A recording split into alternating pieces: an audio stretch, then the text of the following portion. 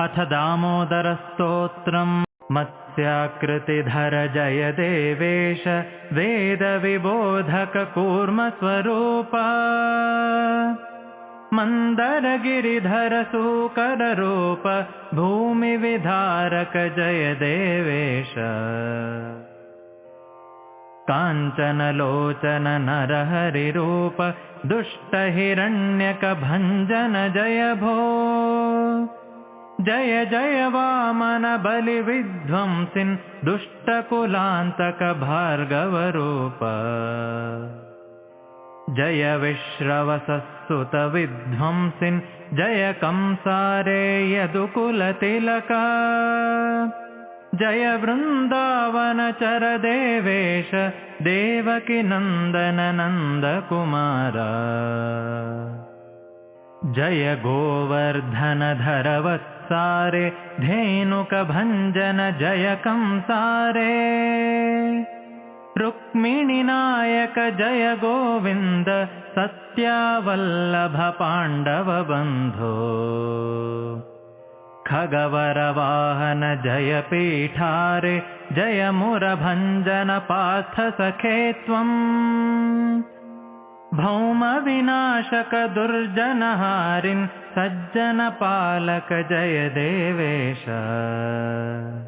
शुभगुणपूरित जय विश्वेश जय पुरुषोत्तम नित्यविबोध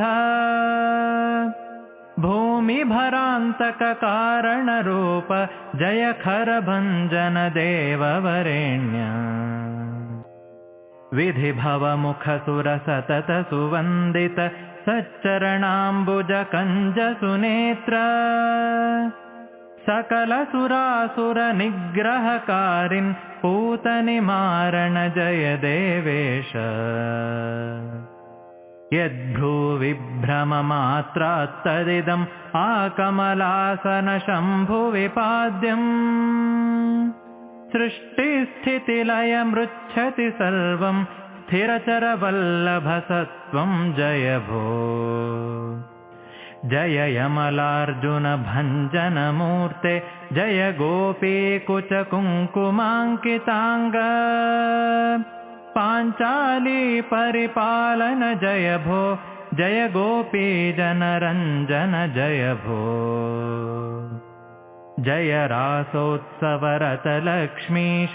सतत सुखार्णव जय कञ्जाक्ष जय जननी करपाश सुबद्ध हरणान्नवनीतस्य सुरेश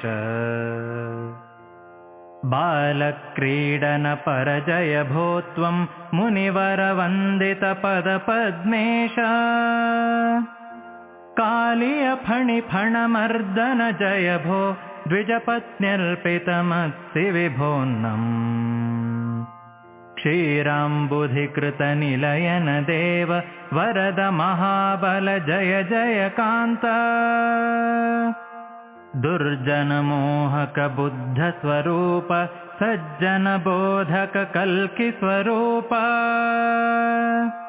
जय युगकृद्दुर्जन विध्वंसिन् जय जय जय भो जय विश्वात्मन् इति मन्त्रं पठन्नेव कुर्यान्नीराजनं बुधः घटिकाद्वयशिष्टायां स्नानं कुर्याद्यथाविधि इति दामोदरस्तोत्रम्। हरे नमः। श्रीकृष्णार्पणमस्तु।